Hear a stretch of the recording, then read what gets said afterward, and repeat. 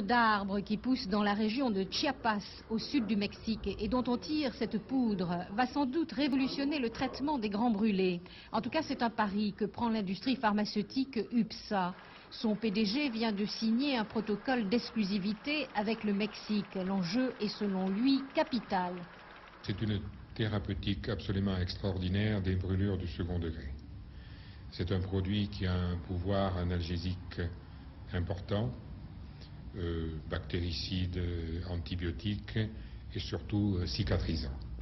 UPSA, implantée à Agen et dans la région parisienne, est une affaire privée, presque familiale. Avec un peu plus de 1000 employés, elle se situe à la 22e place des industries pharmaceutiques françaises. Son produit leader est très connu, l'aspirine effervescente. Présente dans 84 pays, elle exporte 25% de sa fabrication. Elle a d'ailleurs obtenu l'Oscar de l'exportation il y a 5 ans. Voilà qui situe bien la combativité de cette entreprise qui n'hésite pas à prendre des risques dans cette affaire. Nous avons des obstacles en amont pour la fourniture du produit.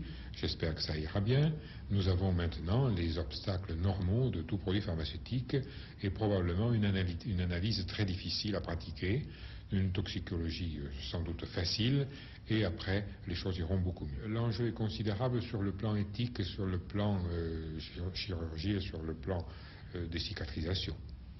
Mais autrement dit, c'est aussi un très joli coup pour un laboratoire pharmaceutique français. Je l'espère. Tout ça c'est lié.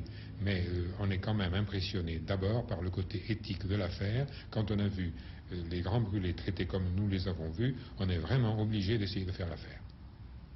Est-ce que la cicatrisation des grands brûlés tient dans cette poudre?